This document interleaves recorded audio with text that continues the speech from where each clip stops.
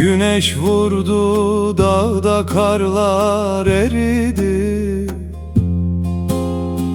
Güneş vurdu, dağda karlar eridi. Aktı sular ovalara yürüdü.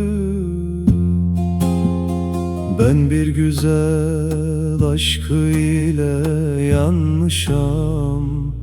Hangi taşa anlatayım derdimi, derdimi, derdimi.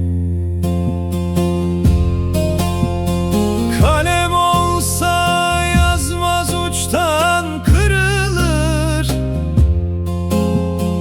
Kalem olsa yazmaz, uçtan kırılır.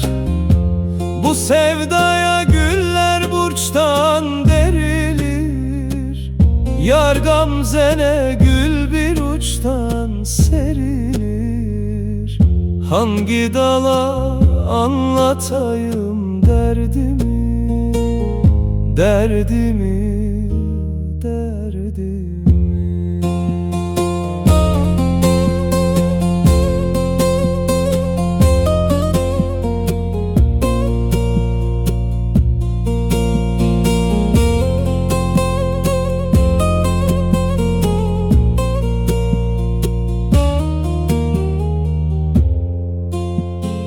Köprü kurdum, kenar ördüm, gelmedi.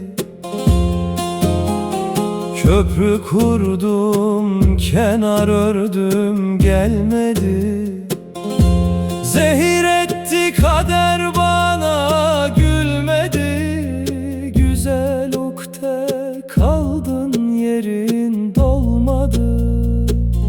Hangi dağ anlatayım derdimi, derdimi, derdimi. Kalem olsa yazmaz, uçtan kırılır. Kalem olsa yazmaz, uçtan.